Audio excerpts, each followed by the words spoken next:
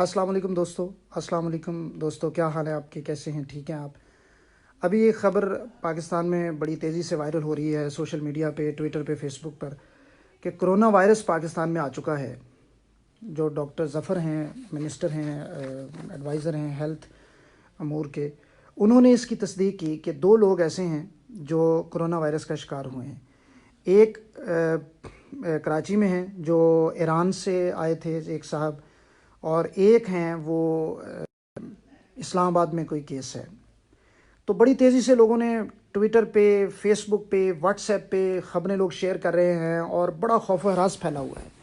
میں صرف ایک مختصر بات کرنا چاہتا ہوں کہ جب بھی کوئی بیماری ہوتی ہے تو ہم یہ دیکھتے ہیں کہ اس بیماری سے جو پینک کریٹ ہوا وہ کیوں ہوا، اور اس سے ڈیتھ ریٹ کتنا ہے، یعنی اگر کسی شخص کو وہ بیماری ہو تو کتنے لوگ فوت ہوں گے۔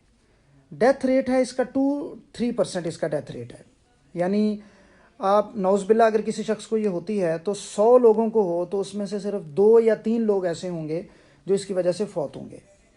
اس لیے بہت زیادہ خوف و ہراس پھیلانے کی ضرورت نہیں ہے۔ خوف و ہراس کبھی بھی مسئلے کا حل نہیں ہوتا، محتاط کی ضرورت ہے۔ اور محتاط کیا رہنا ہے آپ نے؟ یہ بیماری آپ کے جو جسے کہیں کہ ہائیجینک کنڈیشن جن لوگوں کی پور ہوتی ہیں، چونکہ ریسپیریٹری سسٹم کو انوالو کرتی ہے، پھیپھڑوں کو جو انوالو کرتی ہے، تو اس لیے آپ محتاط رہیں۔ ناک، منہ، ہاتھ، چہرہ آپ دن میں فریکوینٹلی دھوئیں، زیادہ سے زیادہ اپنے آپ کو صاف ستھرا رکھیں، اپنے ناک کے اندر پانی ڈالیں، اپنے منہ کو دھوئیں۔ تو ان چیزوں کو کر کے آپ نمبر 1 تو اپنے آپ کو اپنی ہائیجینک کنڈیشنز بہتر رکھیں، نمبر 2 اپنی امیونٹی کو بہتر رکھیں۔ امیونٹی کیا چیز ہے؟ امیونٹی ایک ایسی چیز ہے جو ہمارے اندر قوت مدافعت ہے، بیماریوں سے لڑنے کا ایک نظام ہے باڈی میں۔ تو اپنی امیونٹی کو بہتر رکھنے کے لیے آپ اپنی ڈائٹ بہتر رکھیں، اپنی جو بیماریاں ہیں ان کا ٹریٹمنٹ لیں۔ اپنی ڈائٹ زیادہ سے زیادہ اچھی ہونی چاہیے آپ کی آج کل کے موسم میں، یا جو ہے آپ کھانا اچھا کھائیں۔ تو ان چیزوں کو مد نظر رکھ کے آپ احتیاطی تدابیر اختیار کر سکتے ہیں۔ نمبر 3، آپ ان نیسیسری ٹریولنگ سے اوائڈ کریں۔ پبلک گیدرنگز ہیں، مجمع ہے، کراؤڈ ہے، کریں، ضرورت نہیں ہے تو مت جائیں۔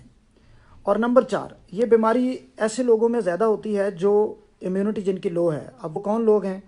وہ چھوٹے بچے ہیں، ایکسٹریم ایج جسے کہتے ہیں، بوڑھے بزرگ ہیں، یا ایسے لوگ ہیں جن کو سانس کی کوئی بیماریاں ہیں، یا ایسے لوگ ہیں جو ڈائبیٹک ہیں، ان کی امیونٹی لو ہوتی ہے، یا کوئی کرونک ڈیزیز ہے، کوئی بڑے لمبے عرصے سے بیماری چل رہی ہے، تو ان لوگوں میں یہ مسائل ہوتے ہیں۔ تو وہ لوگ ذرا زیادہ محتاط رہیں، ماسک استعمال کریں، اپنی صفائی ستھرائی کا بندوبست رکھیں، اپنے